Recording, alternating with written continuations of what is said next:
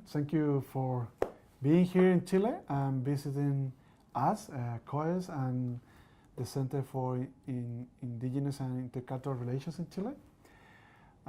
This is a very good opportunity for us in COES and the centers to share with other generation of social scientists and public opinion in general, what is your main research area, what is your main interest in coming and being in Chile, studying the topic that we already discussed in two important presentations. But before moving towards that end, I really like to start just simply asking you both about the story of your academic development and why did you choose to be in political science? How did you get interested in this topic? What was your original minor or majors that when you went to college? Just share with us the experience, and then I'm going to run some questions regarding this issue, and whatever, Greg and then Ryan. Sure. So I grew up in California in the United States, and I went to college at the University of California, Davis, and majored in political science. After graduating from undergraduate, I went and worked as a political consultant in the San Francisco Bay Area for several years. How many years? 3 years. Right. So you got experience before you decided moving to academia. Right, and that experience taught me, at one level, I wanted to learn more about the political process. And when you run campaigns, it's just, the campaign is over, you do another one. It's nonstop, and you don't sit down and think about how people actually think about the world, how these campaigns actually function. It's you just kind of do what you've always done. And so I took a break after working, and I actually traveled in South America for a while and decided to go to graduate school in political science. And in graduate school, I focused on Latin American politics and came down to Chile early on to kind of look at actually congressional politics and elections here.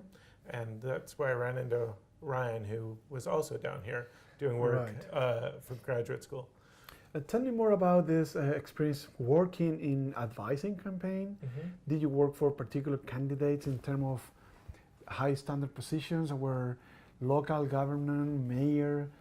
How good was that experience in your training? Yeah, so the type of campaigns we ran at this firm, they were for the Democratic Party in the United States mostly, but in the San Francisco Bay Area, if you want to feed yourself, you don't work for Republicans because they don't win anything.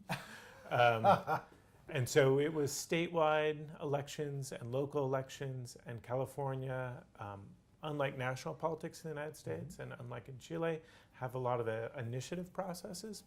So there's a lot of campaigns where it's not candidates, but it's to get a particular ballot measure passed, like a referendum or something like that. So we did a lot of work on those, and it helped inform my interest in campaigns and elections and public opinion, because that's what consulting is. Okay. And what about you, Ryan?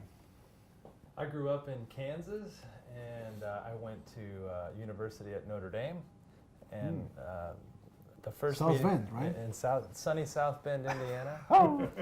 The first meeting I went to on campus when I arrived was about a study abroad program in Chile, started by Father Tim Scully, who is a political scientist, as it turns out. And Tim was one of the head of the school here in Holy Cross, at St. George. That's right. I participated in a semester abroad here at La Católica, and I lived with a Chilean family for those 4 months and learned Spanish. And when I finished college, I was an economics major. I thought about working in investment banking and retail banking and things like that, but I wound up entering a couple of teaching programs. I actually thought I should become a teacher. I actually became a Spanish teacher, a high school Spanish teacher for a couple of years. And I did a couple of exchange programs, including one with students from my high school in Alabama, with Colegio St. George, as a matter of fact. Right. And when I came down here with the students, we were up in the north, driving through the desert in the Atacama, and our chauffeur took us to one of the mass graves And my students just kept asking me so many questions about politics, and I realized that actually politics was probably more my passion than language. So that led to me to go to graduate school to study the compelling questions of Latin American history. Where did you go? I went to UNC Chapel Hill for graduate Chapel school. Hill. Yeah. North Carolina. Yeah, and I think the question that just kept coming back to was trying to deal with people's support for democracy, which at that time, in the late 90s, was still relatively new in the region, and was there a cultural or attitudinal basis for democracy, and if so, how would we measure that and test that? So those were the questions that have kind of got me going as a political scientist studying Latin America and Chile in particular. Right. And from both of you, in terms of the learning process when you were in the graduate program, who was your mentor? How much those people were influencing your way of thinking? Did you get a positive experience, or you move away from your mentoring programs and discover your own interest and career, or you are definitely following your mentor kind of general broad perspective in political science, or how did you deal with this process? So my mentor in graduate school was Bob Jackman, who passed away about 8 years ago. And I also had, because he was in ill health at the end, I worked a lot with Liz Zeckmeister, who's at Vanderbilt now. And she runs Latin American Public Opinion Project, which is La POP. La POP is a Famous hemisphere-wide program. project. And so Bob Jackman was a more institutionalist, structuralist, and Liz brought a lot more of the public opinion and behavior. And so my work in some ways has kind of blended both of those over time. Good. And I continue to work with Liz quite closely. Ryan and I both do on a number of projects with LabPop, because conveniently Vanderbilt is just a few hours from Mississippi, where I now work. So graduate school for me was very positive. Enjoyed it. I know that's not always the case. And the relationships I formed there have continued on. That's good. And you, Ryan? Yeah, it's also true that my mentor, Jonathan Hartland, was an institutionalist, and he's a student of Juan Lintz, who's the father of institutions, basically in political science compared to politics. But as Greg and I were coming through graduate school, there really were not many data sets on public opinion that were freely available to the public. In fact, I had to go out and collect my own data using an old psychology method, Q sorts. My dissertation did Q sorts in Chile. So I've managed to somehow publish these papers. But that's because we used to have to manufacture our own data. So we were really struggling on just how to study public opinion in Latin America, because we would have to go to countries and ask and beg for data. And but there was a big challenge. It's a big challenge. So anyway, so we both probably broke away from our mentors in many ways, because we were asking questions for which there wasn't a lot of data, and we had to kind of go find it ourselves or create it. But it isn't the case that when you do that, you're somehow expanding the scope of the discipline. No question. And obviously keeping the status quo and researching some topic, but when you move away from that, you open the door for new creative thinking, new ideas, and even now crossing the disciplines, because we share common interest, but we belong to different disciplines. And me as a social psych, you both as political scientists, working together now, trying to address issues that are common interest in this for different perspective. I remember yesterday you both quote work in social psychology. So I'm really interested in how important it is for you to include other traditions not coming from the mainstream political science into your own work, because this is not really common, nor for me as a social psych, which I probably quite biased or narrow in terms of adding new perspective.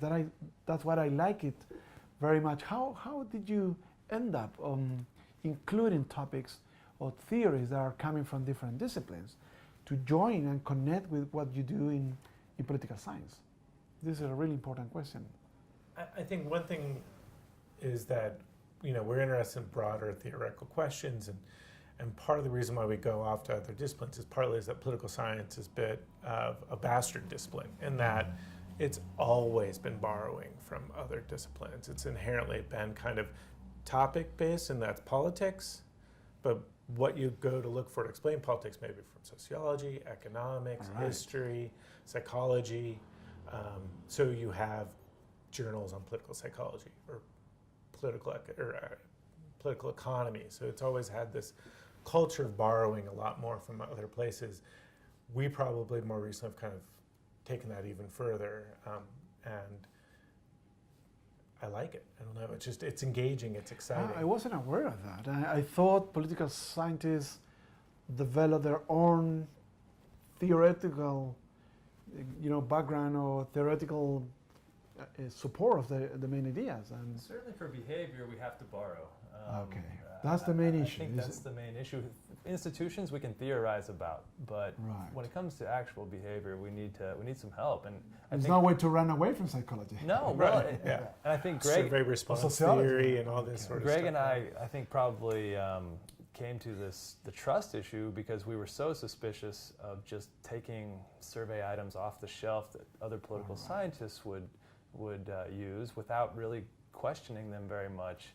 And so when we did that, we found that there were people in your discipline looking at these things critically, and there were people in economics running games. And so just our own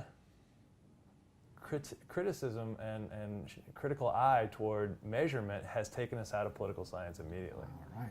So tell us more about your own current research. Again, you talk about trust, games.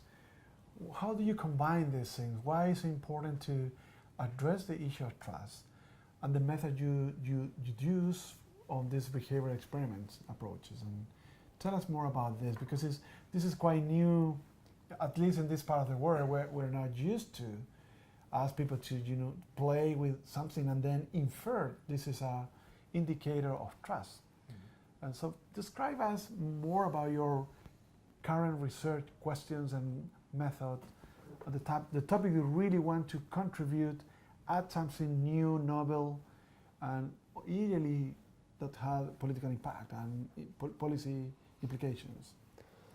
I think we're probably products of our own environment insofar as the United States has been polarizing so quickly.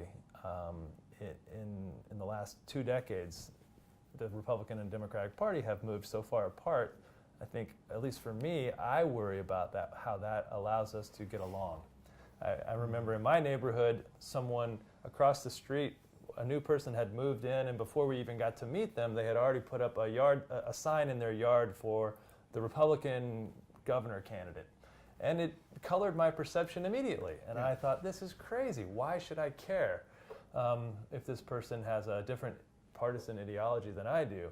And so I think we are kind of interested in not just what people say, but what people do and how the politics affects that.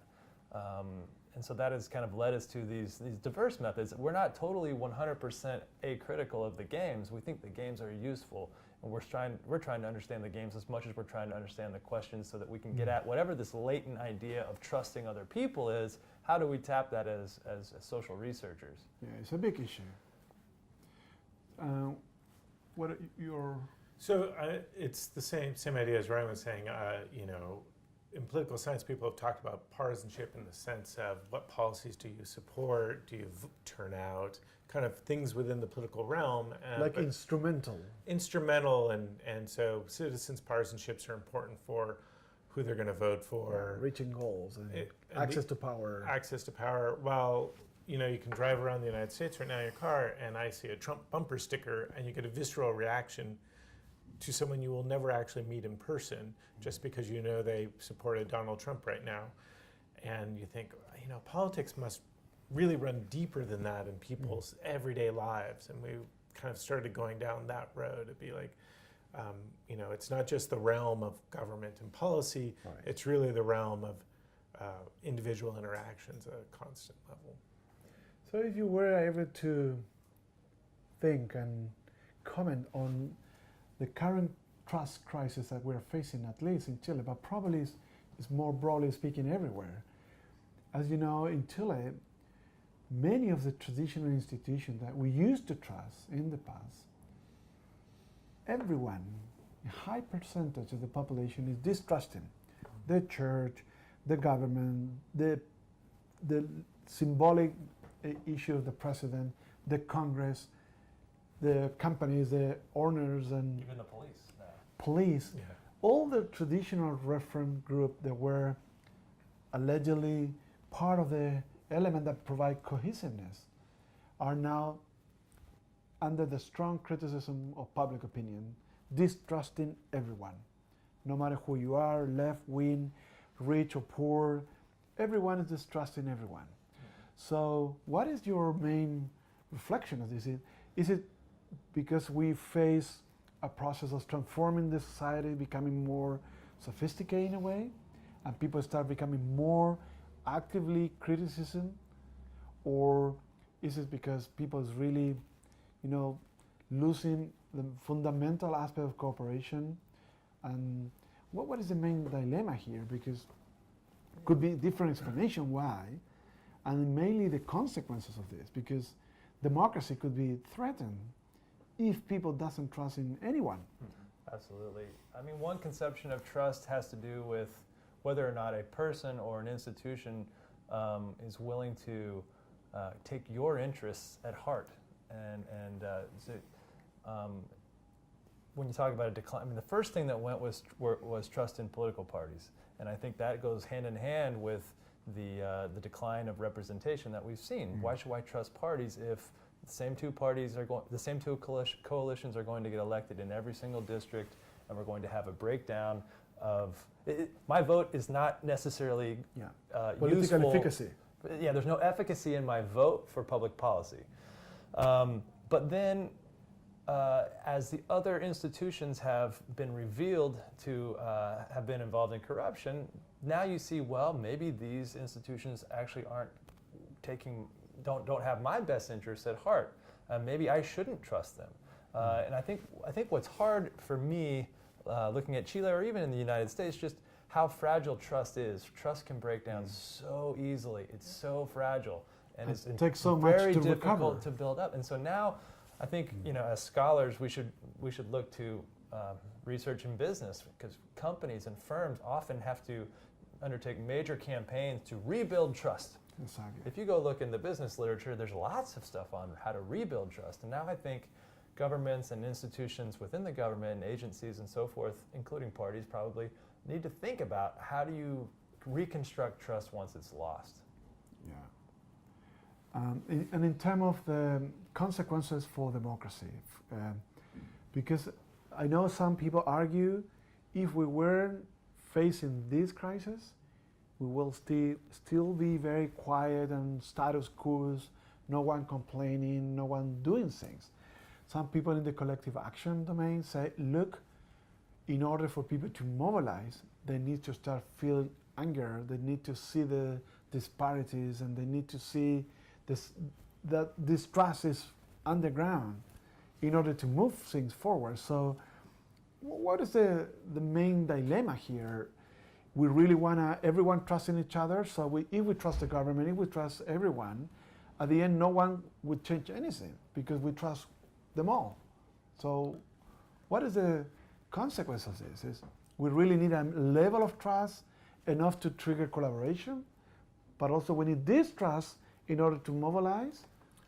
I think there is a bit of a division on the type of trust too that goes towards these ideas that we have about support for democracy being specific or diffuse. That is, do you support your elected official, whoever they may be, or do you support the idea of the office that they may hold and the process that they got there? You may not like them, but you trust that, okay, that was legitimate, that's what happened, my fellow citizens voted for them. If you lack trust in the particular leadership at the one time and people mobilize and turn them out in the next election, fantastic. If you lack trust in the entire system itself, then the outcome is much less predictable, erosion of democracy entirely, and who knows, the uncertainty goes up a lot. Maybe nothing happens, and then you're in a democracy falls for the fact that the public doesn't have influence, or you have, you know, overthrow by authoritarian elements, or, you know, instability through revolutionary elements. I'm asking this because we can see so much now events in current days at different levels, and the media is really taking this so systematic that we, as we know in psychology, you can prime public opinion by systematically showing distrust everywhere. Yeah. So of course, the media need to play the role of disentangle, open this thing that we need to see and learn for avoiding this problem in the future. It's not putting the rubbish under the carpet, but basically by also focusing the attention mostly on this issue, is really also influencing public opinion. So how we deal with this issue? Because on the one hand, we need to, you know, face the truth and show how much politicians have been in power because they got funding illegally from private companies, let's say. That was a big issue in Chile, the corruption influencing politics. Yeah. Right. Of course, the media play a great role in making this public and bringing people into justice and so forth. But if you focus attention systematically on this, that should it deteriorate public opinion? So I kind of agree with Greg, and my dissertation was motivated by this interesting idea that what you need for a good democracy are people who are very supportive of democracy as a system, but who are also very critical. So they call these like distrusting Democrats or critical citizens. Yeah. This idea that you shouldn't settle for a bad quality democracy.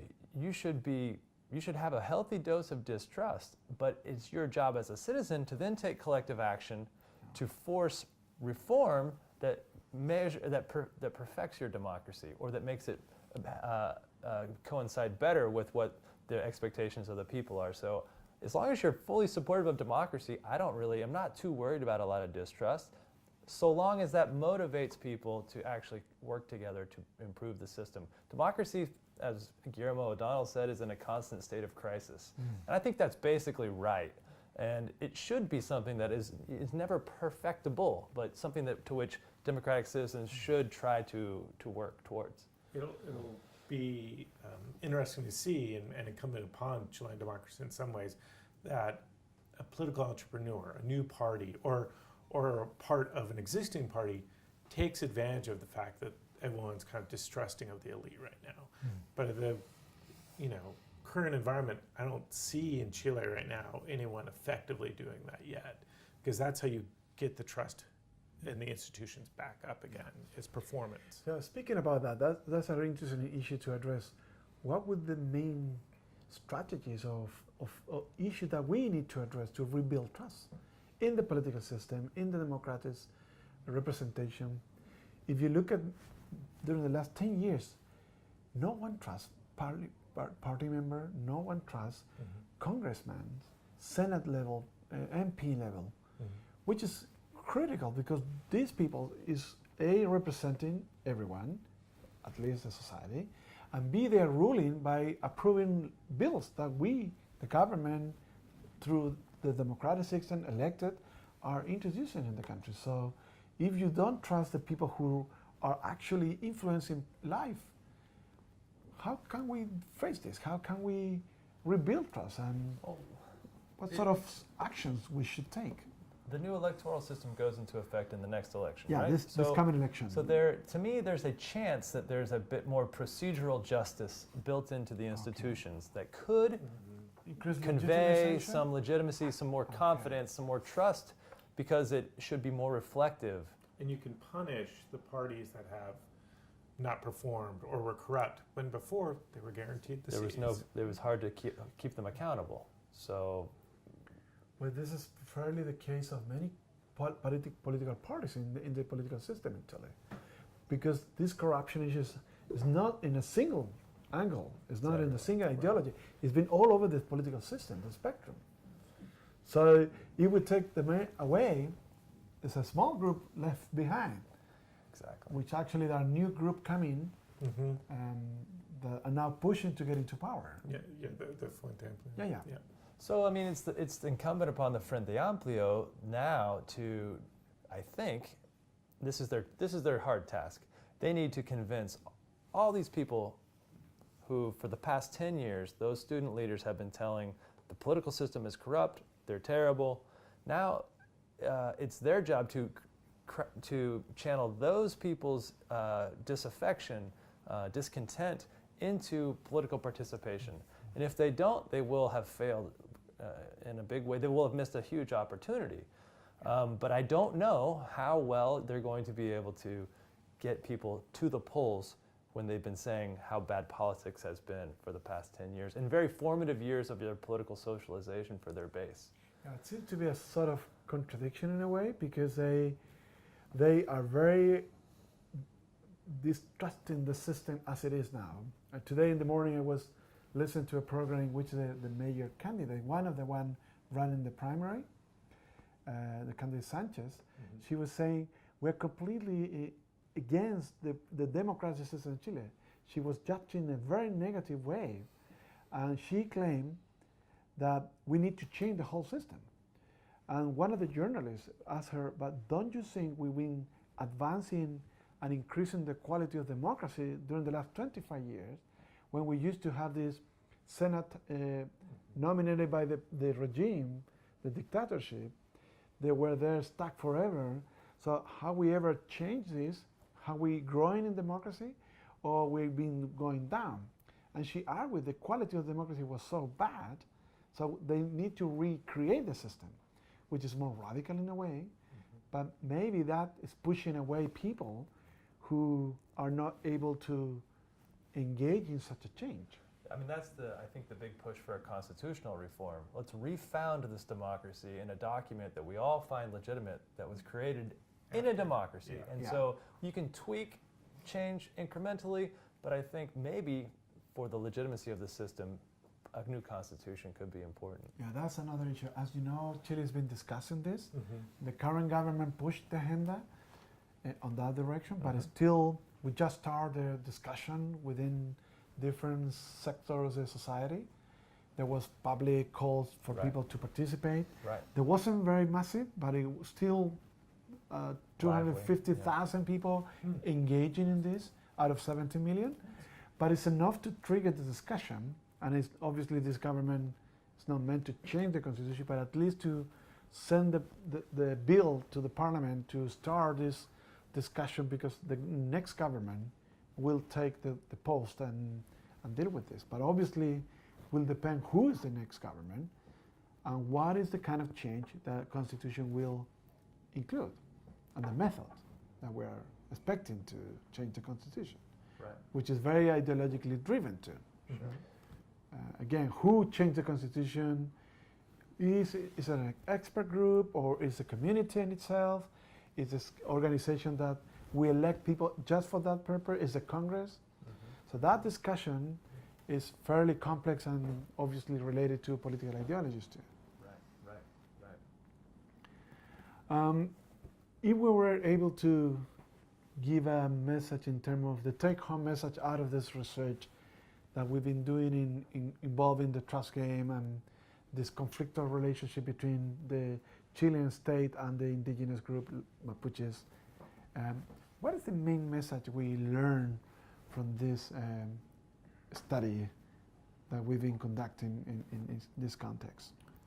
So I think there's probably several key messages to come out. The first one that I think of is in our trust study, we see that the Mapuche identity, someone being Mapuche or not, isn't really a conditioner of one's trust in that person if you know about a policy position regarding Mapuche. So in some ways, politics trumps the social identity when you're given both. That's not to say that discrimination of someone who's Mapuche doesn't occur, of course, but if I also know what they think about actual concrete policies with cost to them, increasing the IVA, then that's what really matters. And that your relationship to the Mapuche, how you feel, how you identify with them, and your relationship with your identity of being Chilean shapes that relationship. Those to me are some of the key things. And then another idea that I think is important that our co-author Patronavia has been talking about is the idea that the Mapuche are 8% of the Chilean population, yet is this small, relatively small percentage of the population is having a pretty big impact on the politics. When you normally think of countries like Bolivia or Guatemala, where the population of indigenous is nearly half or more, having big impacts. So you can have a small group be quite substantially important, well beyond their community. Minorities. Yes, that to me is some of the key ideas coming out of the work. I think along with that last point, the Mapuche issue, the conflict is relevant in a lot of ideological ways that we probably didn't recognize before. I think it does sort of impart some, it has marked in some ways a cleavage of opinion and a cleavage of politics in ways that we probably didn't realize to this point. Right, we're going now to the end of this meeting, and I want you to share with us two very common questions that I raise to people. What is your favorite paper, the one you wrote and you really like the most? And then tell us why. Well, If you can think of one. I'm gonna have Greg go for it. Well, You better ask him first. well, I like very much the paper we presented on yesterday, which is the culmination of almost 9 years of research. The one you involve several countries? When we look at several countries showing that partisanship really does affect the way people interact with each other and trust each other. And the paper not only has lots of countries, but it has this unique natural experiment in which we were running a study in the United States, and we showed this massive trust gap between Republicans and Democrats. And then we have this intervention when Osama bin Laden was killed, and then afterwards, this totally goes away. This, I think, is Quasi-experimental. it's a quasi-experimental accident, miracle. But I think it really makes the paper so much more interesting, and showing that also partisanship is so much more important than other factors that we most likely identify as discriminatory, like race or class.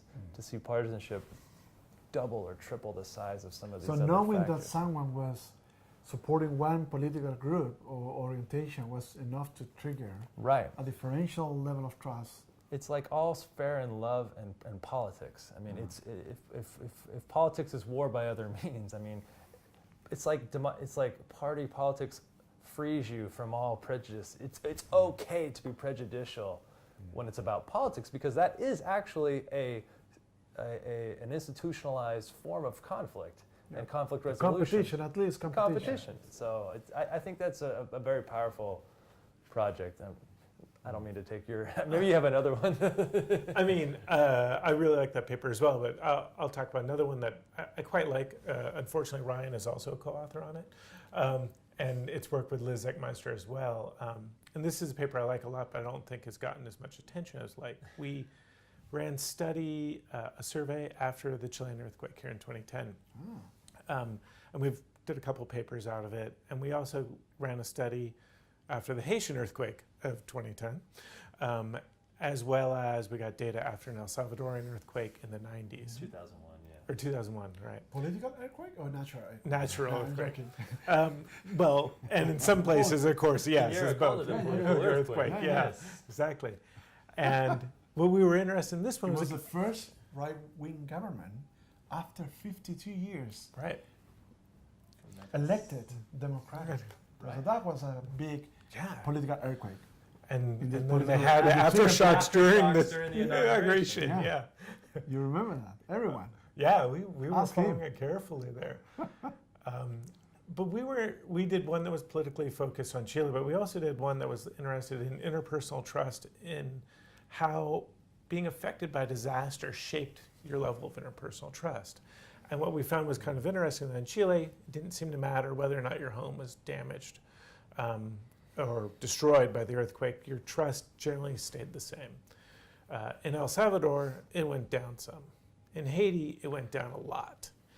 And we also and the reason why was through various ways we looked was basically state capacity. In Chile, when you have a disaster, the state can come in and kind of help to make sure, looting is limited, there's ambulances, there's just something there to kind of backstop you. El Salvador is kind of in between Haiti and Chile, so the state can do somewhat, but not extensive. Haiti, the state could do nothing whatsoever. So you are completely on your own. You become much more suspicious of your neighbors, who are also completely on their own. And we find this to be a really strong effect. It's interesting to me because there's a big literature about the need for social capital to help you weather natural disasters, but really the state is also equally as important in helping you weather it.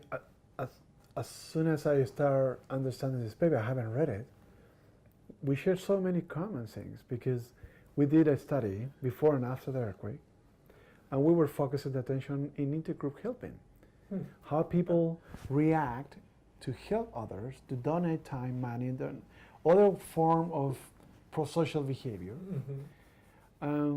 We did find evidence that when you share common experience, being an earthquake itself, those communities that were heavily affected, especially a small one, with your neighbor, as long as you feel this common fate, increase your sense of belonging and identification with those fellows sharing the same experience.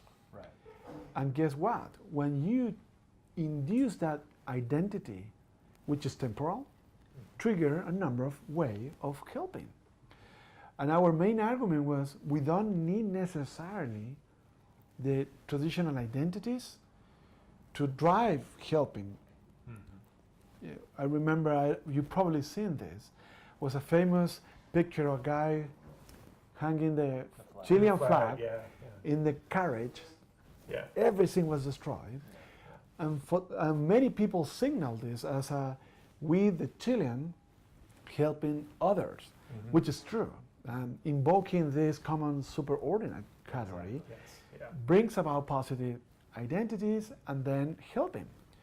But we did the study to show that above and beyond this, there are other identities that grow out of the situations that are beyond the effect of the Chilean identity effect. And that inclusiveness, that when you share common goals and you face threatening situations, that identity is enough to trigger helping within the situation. The national identity was most driven by people campaigning to deal with helping others after the disaster, the victims. But it's different when you react in the situation. So it's another form of collaboration. I'm so glad to see that we are addressing issues in different perspectives and so keen.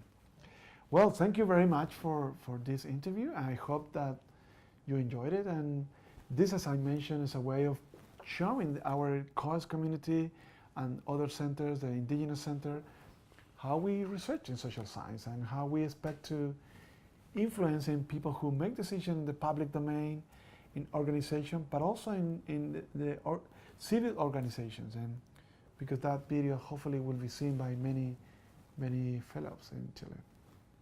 Thank you. Thank you.